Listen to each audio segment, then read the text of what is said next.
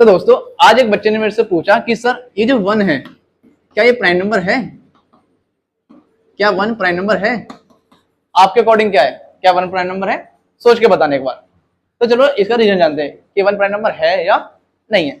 अच्छा, जब हम बहुत छोटे थे हमें प्राइम नंबर की डेफिनेशन क्या बताई गई थी? प्राइम नंबर ऐसे नंबर होते हैं जो 1 से डिवाइड हो जाए और इटसेल्फ किसी खुद नंबर से खुद से डिवाइड हो जाए, है ना। जैसे कि मैं बोलूं 2, अब 2 1 से डिवाइड हो जाएगा और इटसेल्फ मतलब खुद से डिवाइड हो जाएगा। सेम ऐसे ही 3 1 से डिवाइड हो जाएगा और इटसेल्फ मतलब खुद से डिवाइड हो जाएगा। बट जब 1 का केस आता है, अब 1 में क्या दिक्कत आई? अगर मैं बोलता हूं कि ये 1 से डिवाइड हो रहा है और मैं बोलूं इटसेल्फ,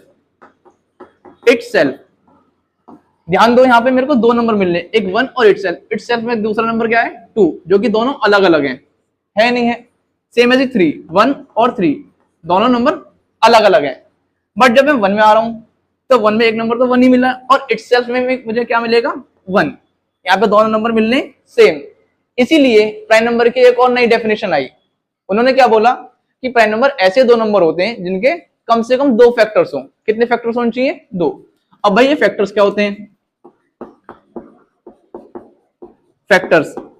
फैक्टर्स ऐसे नंबर होते हैं जो किसी ना किसी को डिवाइड कर देते हैं।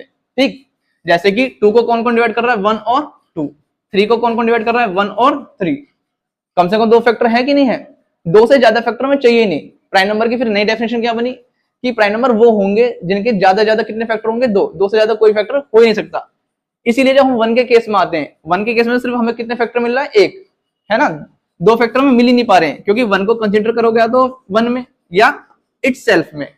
भाई आप एक ही नंबर को 2 जगह काउंट कैसे कर सकते हो? इसीलिए 1 को हम प्राइम नंबर की कैटेगरी में नहीं रखते हैं।